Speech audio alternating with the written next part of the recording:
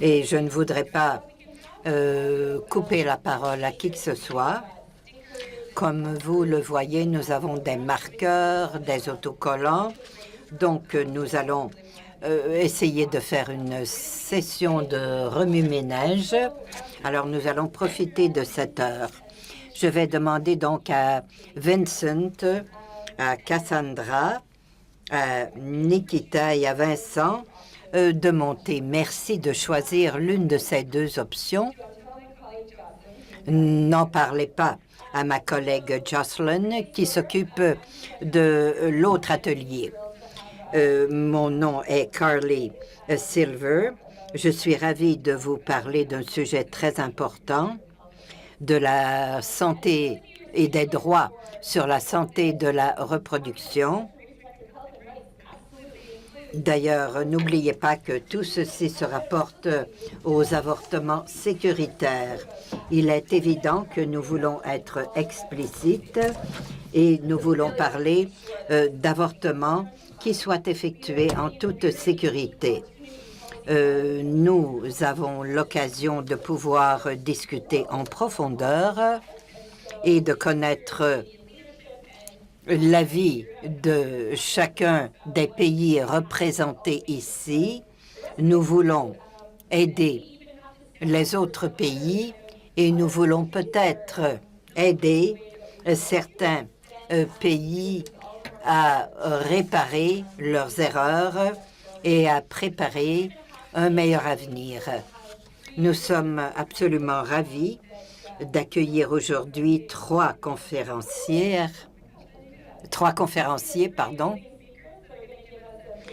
qui vont nous donner leur point de vue et qui vont nous dire concrètement quelles sont les barrières que vous entrevoyez, qui existent toujours, qui empêchent certaines femmes d'avoir droit à de l'aide. Et nous allons vous parler de ceux qui ont laissé tomber certains de leurs idéaux pour se consacrer à la santé des femmes et des enfants. Donc, dans l'avenir, nous allons vous demander vos suggestions et vous aurez aussi l'occasion de faire de même après les trois présentations. Je veux tout simplement vous dire qu'on va vous demander de répondre à la première question au sujet des barrières qui existent. Je vais donc demander aux panélistes de nous donner un peu d'inspiration. Vous pouvez vous approcher du micro. Bonjour, bienvenue, à vous la parole.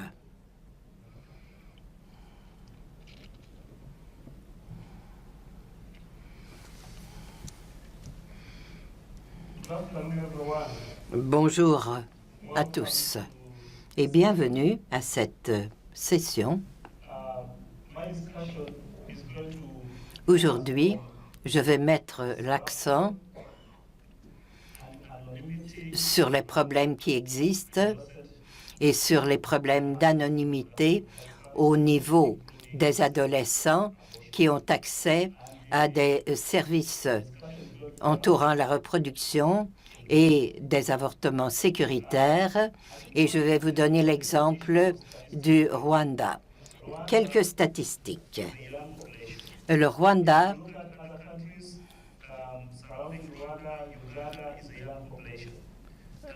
est composé d'une population très jeune comme le Kenya et d'autres pays africains. Et c'est cette population de jeunes qui veut avoir accès à ces services et ils travaillent activement pour obtenir de tels services. Plusieurs enjeux ont été identifiés et nous avons effectué plusieurs sondages au Rwanda. Nous voulions sonder la population et les jeunes suite à deux projets que le gouvernement du Canada appuie au Rwanda.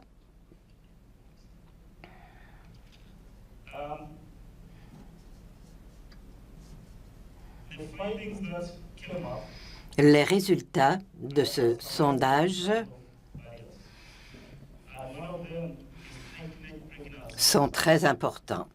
Premièrement, il semble y avoir une augmentation du nombre de jeunes filles qui sont enceintes et que puisque les avortements sont illégaux,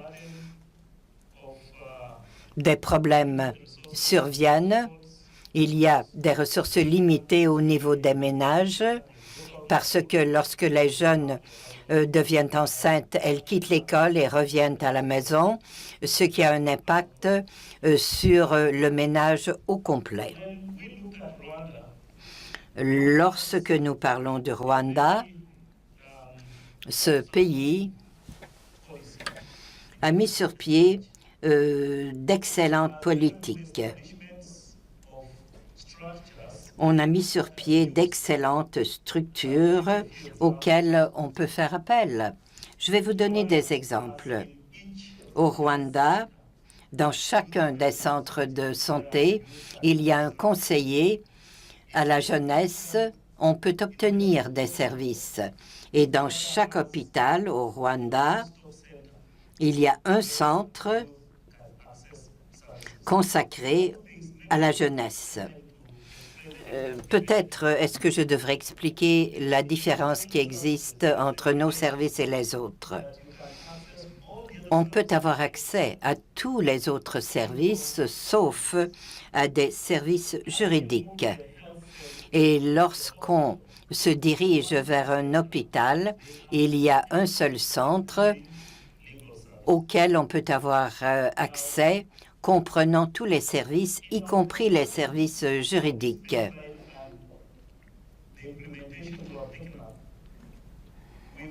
À partir de cette prémisse, nous nous sommes rendus compte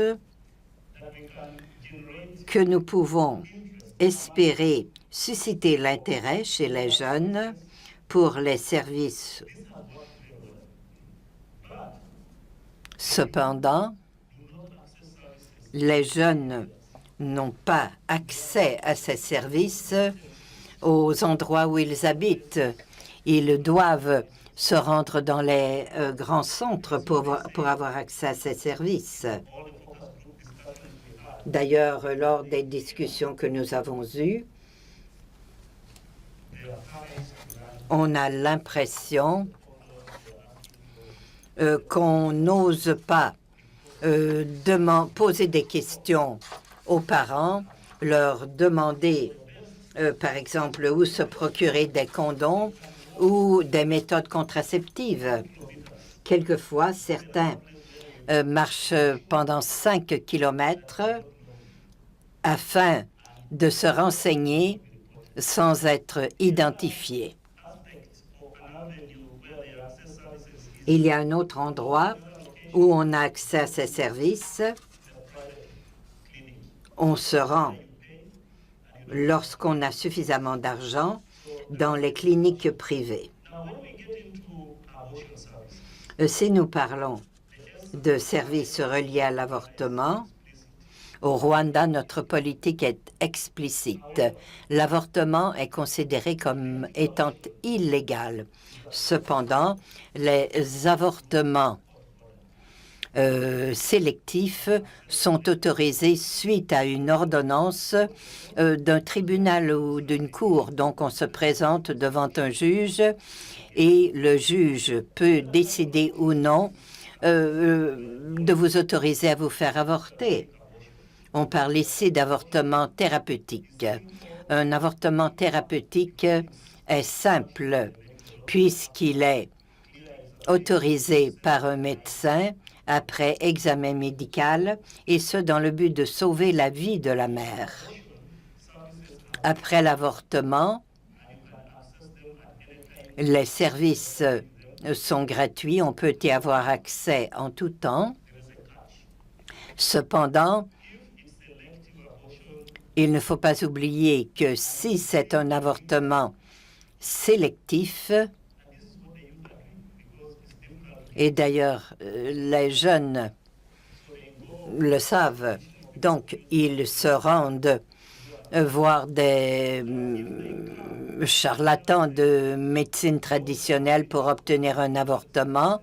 Et s'ils se rendent à l'hôpital après l'avortement, ils doivent faire preuve de grande politesse parce que autrement, ce sont les autorités sanitaires qui pourront les rapporter au gouvernement et par la suite, ils devront faire face à la loi et éventuellement être emprisonnés.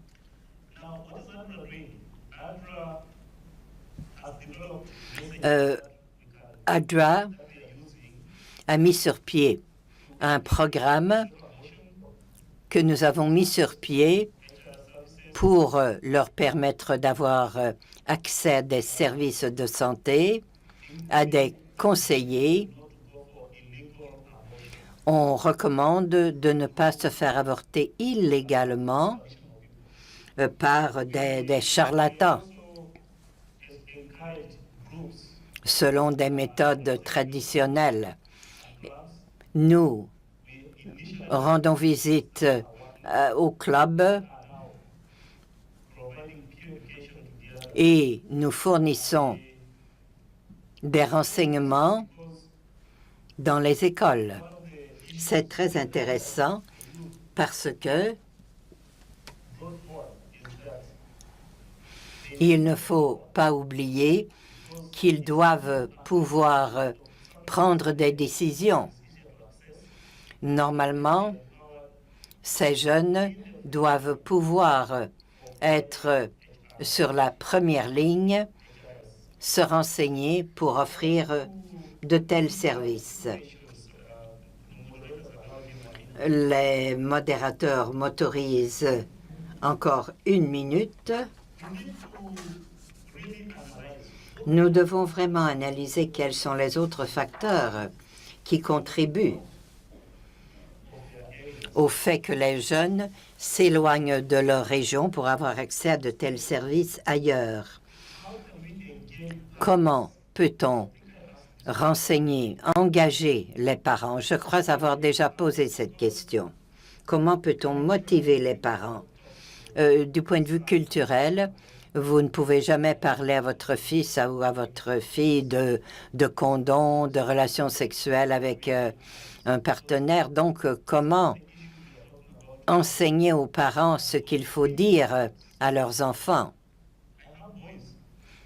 Moi, j'ai une fille et des fils, et je ne leur ai jamais parlé de ceci. C'est un fait. Par conséquent, comment peut-on s'engager afin de s'assurer que les services soient offerts? Quelle est la définition de ce projet? N'oublions pas que ces jeunes s'éloignent de leur région afin d'avoir accès à des services dans des hôpitaux privés ou des centres privés. Et c'est à ce niveau qu'on devrait se pencher sur l'ordre du jour international. Peut-on s'assurer que lorsqu'on se rend dans une région donnée, on peut éduquer même ceux qui travaillent dans les centres de santé afin que les jeunes ne s'exilent pas? Nous devons aussi nous pencher sur les stratégies prometteuses et les mettre en œuvre afin que les jeunes soient plus au courant. Et nous devons tenter de discuter avec les parents afin qu'ils se rapprochent de leurs enfants. Voici. Merci beaucoup.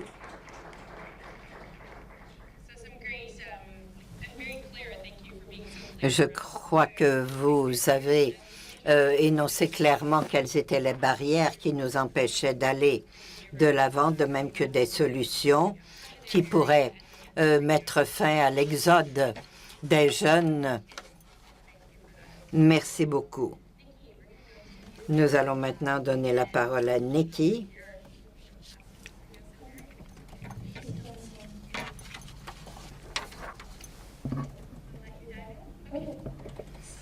Nikita, j'ai l'impression que les barrières sont surtout la honte. La honte engendre des stigmatismes et on n'est pas certain de savoir ce que l'on désire.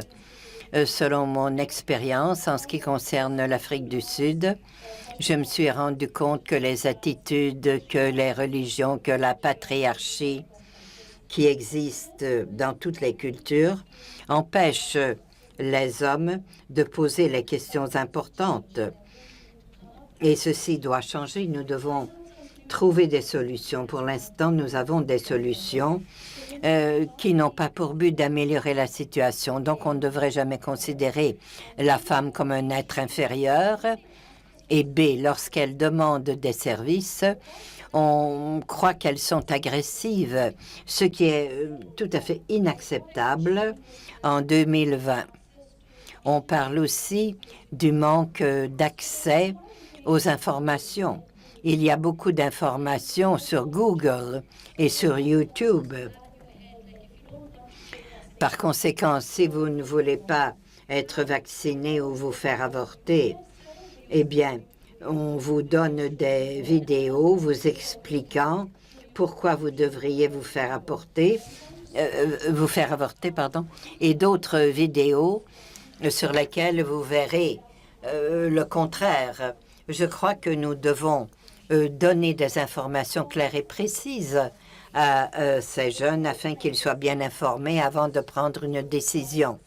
Ensuite, il y a le manque d'accès aux produits ainsi qu'aux services. C'est un cheval de bataille lorsque nous parlons d'hygiène, de contraception. On ne doit pas en parler à mots couverts ou à voix basse. Nous devons nous prononcer.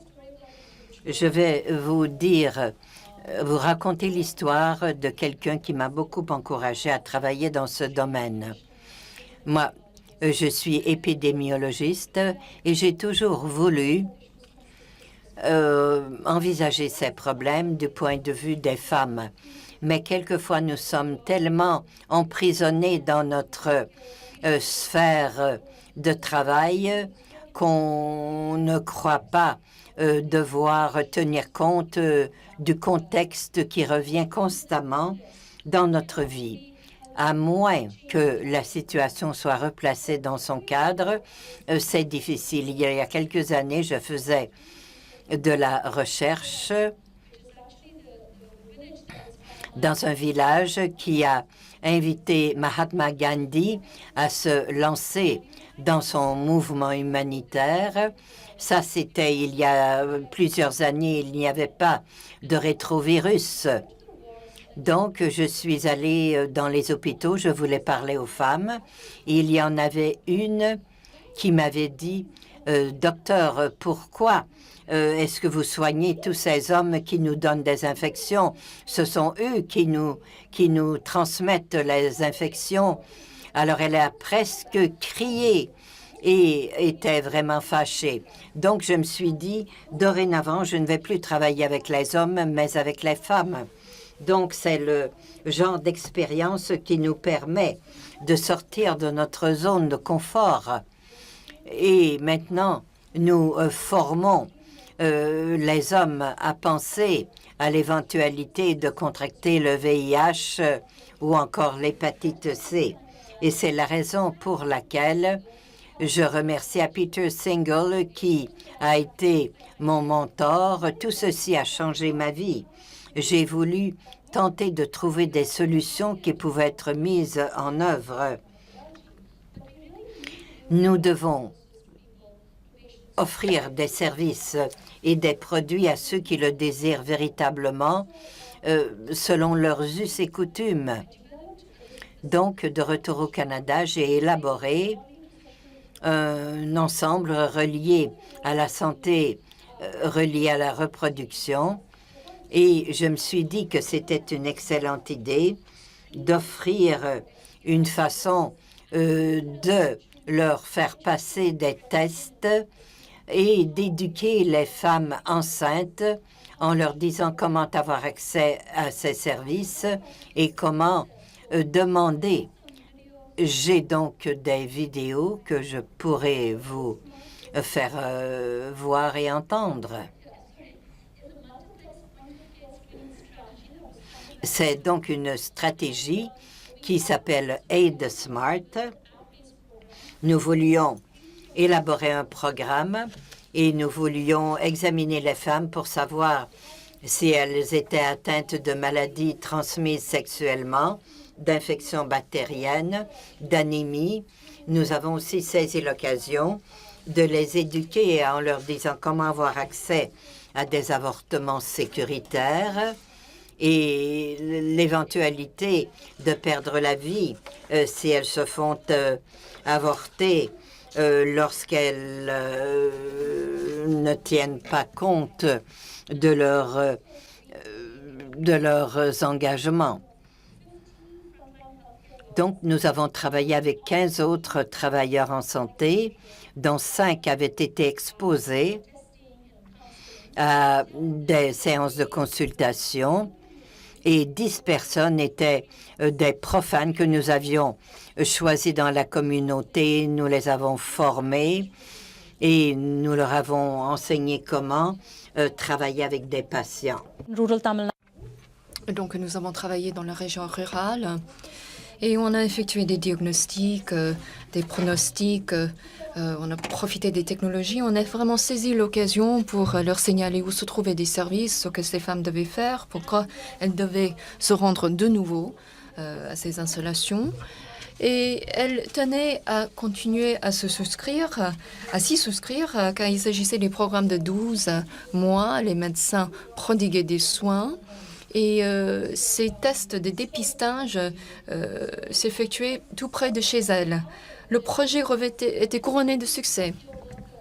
Chacun de ces travailleurs est devenu un agent de changement. On a inspiré les femmes de veiller de manière plus sécuritaire sur leur propre santé sexuelle et reproductive. On a saisi l'occasion pour leur parler de l'importance de la nutrition, un autre domaine qui est souvent négligé. Comment garder sa santé, comment veiller sur son corps. Ce sont tous des éléments qui constituent le mandat de notre programme. Nous voulions transmettre ces renseignements afin d'inspirer ces femmes, de les inspirer à rester au programme. Qu'est-ce qu'on a constaté? Et donc, le taux de participation, de retenue de ces programmes se situe à environ 40%. Donc, de ces 105 femmes, combien d'entre elles sont-elles venues? Il y avait environ 35% qui ne sont pas revenus. Pourquoi? Parce que le gouvernement indien avait un programme selon lequel on déboursait $200. Donc, la désincentivation est très puissante, oui, mais nous ne voulions pas poursuivre cette piste. Et donc, en engageant les femmes, en leur offrant les services de soins de grande qualité tout près de chez elles, elles étaient la recherche de ces services. Avec le programme offert par Grand Défi Canada, nous pouvons élargir le programme parce que les femmes en demandent. Et pour ces gammes de services et de produits, les femmes ont besoin des produits tangibles pour elles-mêmes. Nous avons décidé d'élaborer des produits. Et ma propre inspiration, c'était ma fille. Je l'ai autorisée à faire l'école buissonnière pendant une journée, mais je voulais l'exposer à ce que je fais. J'ai vécu au Canada. Et donc, il est très difficile ici, j'ai constaté, de parler de la santé sexuelle et la santé reproductive. Les gens n'ont pas les enseignements adéquats, suffisants ni précis. Donc, si vous consultez YouTube ou Google et vous voyez tous les sites invalides et mauvais,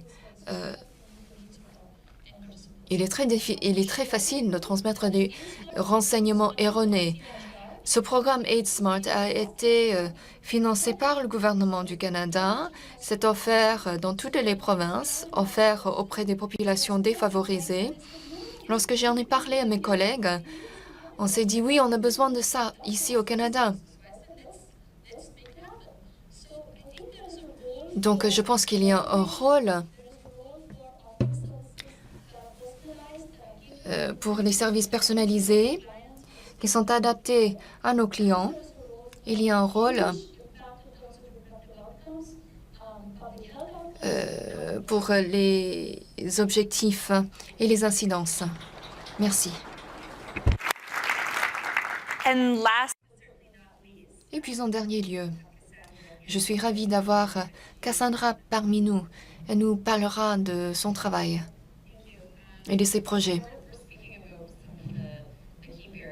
Nous parlions des obstacles principaux aux services sexuels et l'accès à un avortement sécuritaire.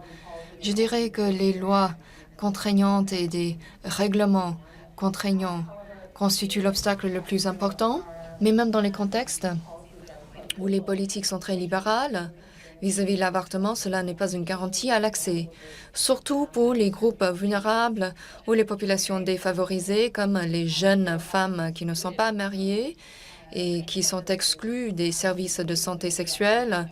Elles sont aiguillées ailleurs. Les services sont surtout centrés sur des couples mariés, donc cela rajoute au stigmatisme. Les relations sexuelles avant le mariage aussi faisaient l'objet d'un stigmate. J'étais au Népal il y a de nombreuses années et je parlais à un groupe de bénévoles. Les lois ont été libéralisées au Népal et ces femmes m'ont dit qu'elles appuyaient les changements politiques et le fait qu'il y avait plus de renseignements offerts aux femmes afin de renseigner celles-ci, avoir accès aux avortements sécuritaires. Ce que j'ai trouvé intéressant, c'était que même si elles étaient très impliquées, elles-mêmes avaient des préoccupations. La disponibilité d'avortements pouvait engendrer les relations sexuelles prémaritales, ce qui faisait l'objet des stigmates encore plus importants que l'avortement. Ce n'est pas quelque chose qui est unique au Népal. Lorsque vous regardez le cas du Bangladesh,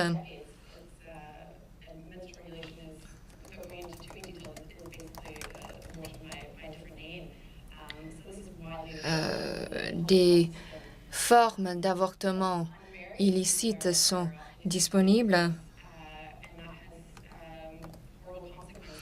et cela a des conséquences néfastes et horribles. Les adolescentes sont susceptibles des avortements non sécuritaires. J'ai cité l'exemple du Bangladesh et du Népal, mais je pense qu'il y a un thème en commun. Les attitudes culturelles et sociales entourant les relations sexuelles prémaritales et les mythes concernant la virginité mènent à la violation des droits sexuels et reproductifs. Donc, il y a un manque d'éducation et de scolarisation en matière des relations sexuelles dans les écoles. Quand on se penche sur les obstacles, des barrières à l'avortement, il faut examiner le contexte dans lequel on travaille. Il faut aussi examiner les droits sexuels et reproductifs de manière plus large. Est-ce qu'il y en a question des avortements sécuritaires ou autres? Tout est relié. En ce qui concerne les solutions pour surmonter des obstacles, il y a plusieurs pistes pour surmonter ces obstacles. La solution la plus évidente, eh bien, les changements politiques, mais en dépit de l'environnement des politiques, il faut aussi examiner la prestation des programmes, le rôle des travailleurs de santé, Ce sont des travailleurs de santé qui sont les gardiens des services de santé. Ils peuvent aussi jouer un rôle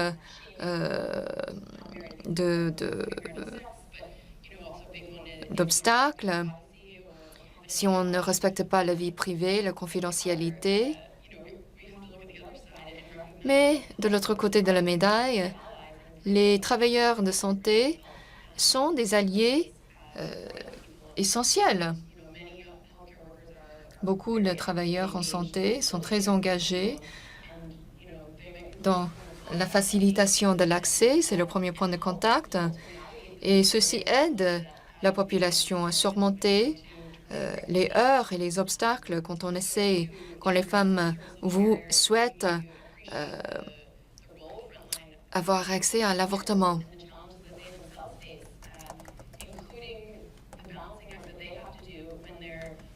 Les travailleurs de santé ont aussi un rôle à jouer quant à l'équilibre des intérêts.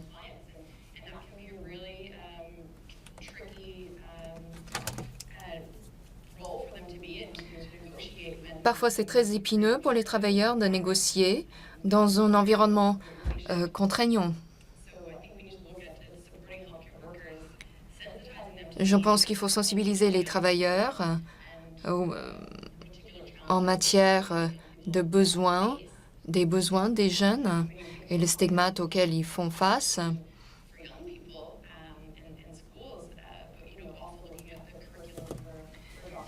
Il faudrait aussi se pencher sur les cursus des travailleurs, des médecins. Ils sont peut-être pas formés en droit sexuel et reproductif. Comment peut-on faire accroître la participation et la mobilisation des travailleurs de santé? Ce sont des alliés formidables dans ce domaine quant à l'amélioration de l'accès à l'avortement sécuritaire. Donc, pour conclure, la raison pour laquelle je voulais mettre l'accent sur le rôle des travailleurs de santé est que parmi les membres du CanWatch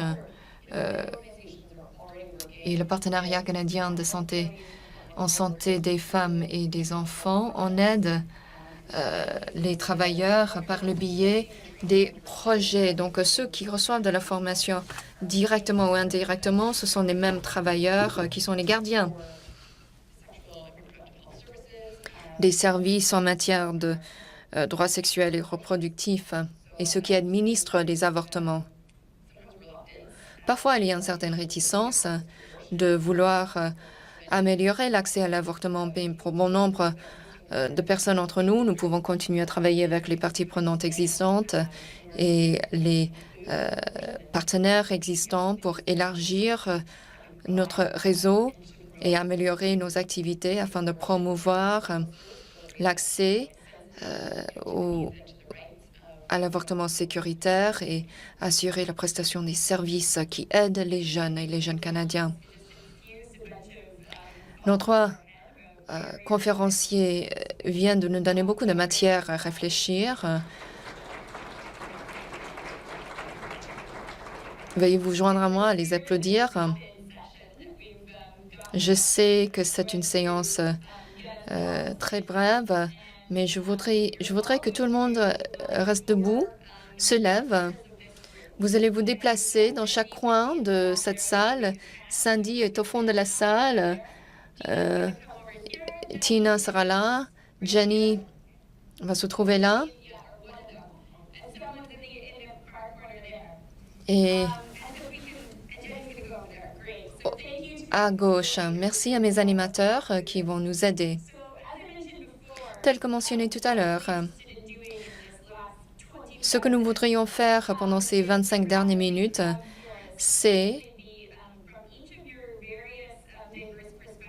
de faire le collecte de vos perspectives et d'identifier les obstacles à l'accès à un avortement sécuritaire. Mes collègues et moi sommes très intéressés à connaître vos idées. Il y aura un concours qui sera lancé. On veut accroître et améliorer un accès sécuritaire aux avortements. Nous sommes au stade de la conception. Ce que vous nous dites aujourd'hui va façonner la solution à venir. Nous nous intéressons à tout ce que vous avez à nous dire, qui traverse toute la panoplie, les innovations, les technologies, etc. Mais vous n'avez pas à vous occuper de la solution, mais de manière lapidaire, mais aussi très très claire, indiquez-nous les défis. Je demanderai à tout le monde de vous lever. Donc, ces 4 tables vont être attribuées à Tina. Vous êtes avec Shane, les dernières 6 avec Jenny et la toute dernière 6 avec ma collègue. Elles vont vous expliquer quoi faire.